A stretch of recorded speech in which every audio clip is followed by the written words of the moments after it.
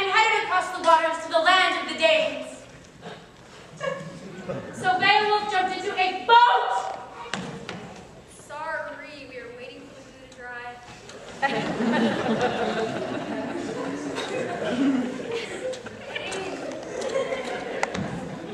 So Beowulf and his small group of his best men headed across the waters, clad in mail armor, to the land of the Danes.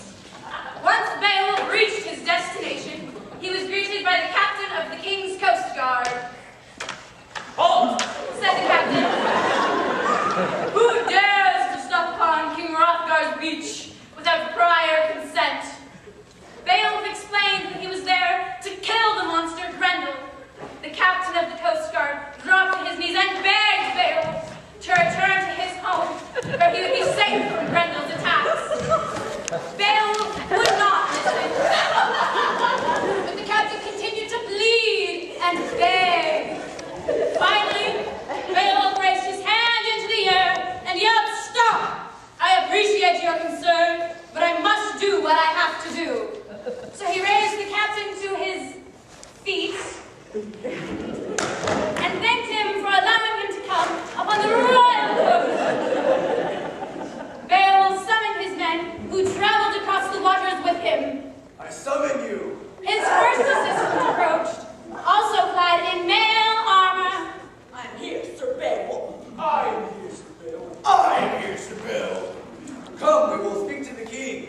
Follow me. So the three assistants followed their leader to the great hall, Harrot. You were either the bravest man I ever knew, or the most foolish. But the captain knew it was no use trying to dissuade Beowulf, so he went for a nice swim in the ocean. Last one into rotten friendly. So Beowulf and his men made their way to the great hall, Harrot, where King Hrothgar reigned. Once they reached their destination, they were presented to his majesty. He entered wearing his royal robe, followed by his royal pages.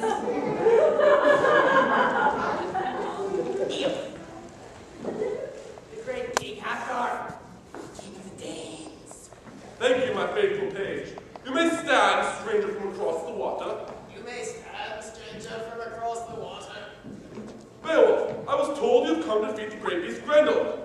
I have, your highness. But where is your weapon?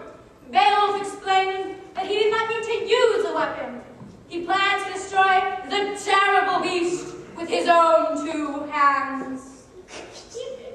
The king's royal pages laughed and laughed at such a silly notion. Silence! You must not laugh at our guest. He's here on an important mission. The king was not laughing on the inside or the outside. He was very concerned about Beowulf. He explained that the beast called Grendel was more evil than anyone could imagine. How it had come many times and killed men in his kingdom. And how everyone was afraid to enter the great hall anymore. At that moment, King Hrothgar's wife, Queen Weathelow, entered, adorned in a beautiful regal robe, followed by her personal servant girl, who held the train of her cape. Okay, this is getting a little ridiculous. Just keep going. Queen Weathelow asked Beowulf if he was sure he would fight Grendel without a weapon. Who is such a fool to fight such a beast without a sword? I cannot go without your blessings. You are sure? I am. Go then, you have our blessings. Beowulf left their presence so that he and his men might begin their mission immediately. Word spread quickly throughout the kingdom of Beowulf's plan to ultimately defeat Grendel.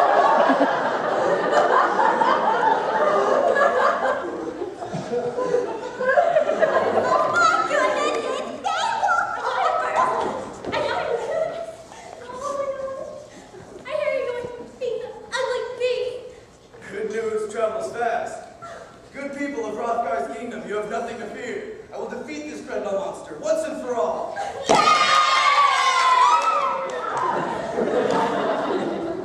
You're wonderful, Beowulf.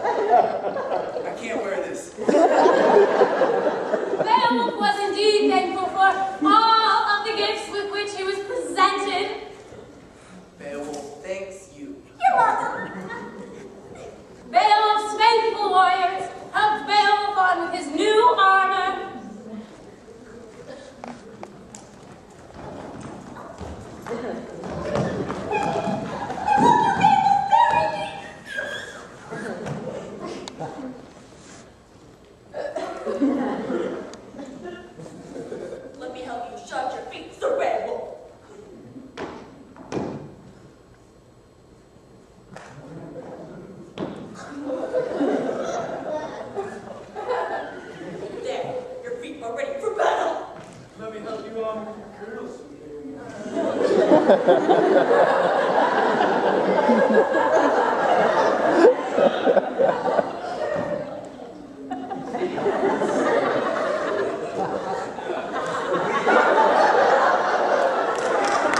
I will assist you with your sturdy breastplate of mail.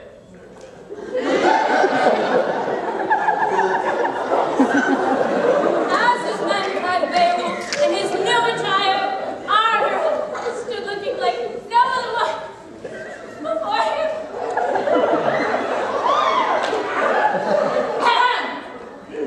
The time of battle quickly approached. Beowulf hid out in the hall that night and waited for the evil monster to sneak in for another attack.